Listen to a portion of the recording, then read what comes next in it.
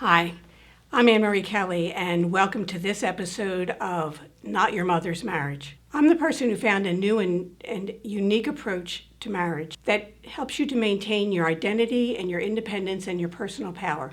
It's different, and it's not your mother's marriage. So lately we've been hearing a lot about quid pro quo. If you listen to the news at all, or if you've lived in a cave, if you haven't lived in a cave, then you've been hearing about it.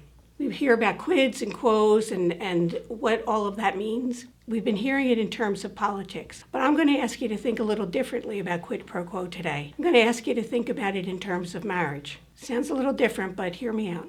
Let's start with what a quid pro quo is. A quid pro quo, it's a little hard to say. Giving something and getting something. It's a favor for a favor. It's the expectation of, I'm going to do this, and when I do this, you're going to do this. That's what a quid pro quo is. Now, here's why it's important to you as an empowered woman. I'm wondering if you ever got snookered by what I call the curse of compromise. Have you ever done this where you say, well, I'm going to do this because I know that when I do this, this person I'm doing it for is going to do something for me. So you go into it, you make that compromise, and then that person doesn't do anything, doesn't do what you expected, doesn't return the love. And you think, what the hell? So that was a quid with no quo. When that happens, you sort of feel, I think what happens, and I think women are socialized to be the ones most often, not always, but most often, they're the ones that are socialized to just give and give and give, and not have that expect something in return.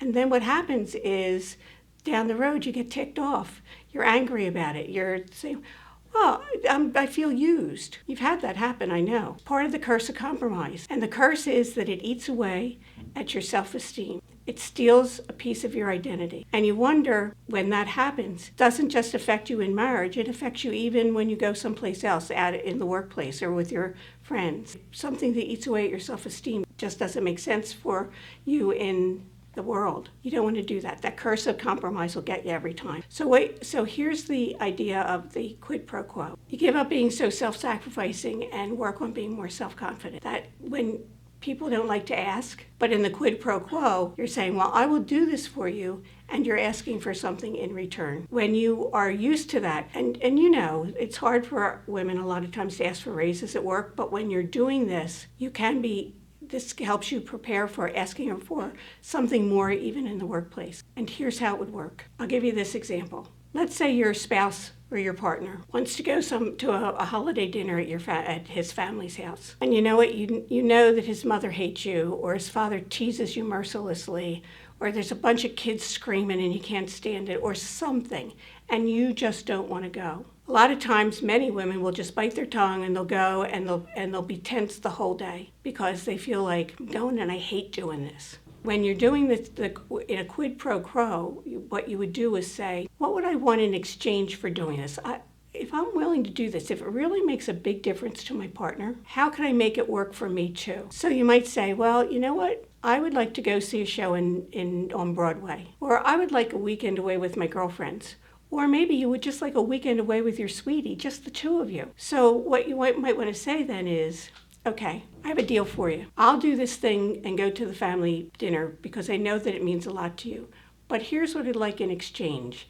And whatever it is that you decide that you want in exchange, the something for something. And presuming that your spouse or your partner says, yeah, I can do that, then you go to the family dinner. And you go to the family dinner not with a chip on your shoulder. You go to the family dinner and you make nice.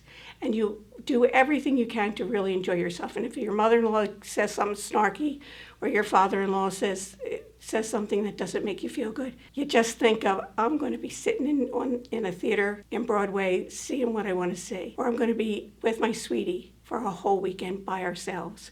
Or me and my girlfriends, we're going to get toasted that first night that we're out together. So every time something rubs you the wrong way, you just think of that one good thing that you have gotten in return. So that's the quid pro quo piece of it. Here's another example.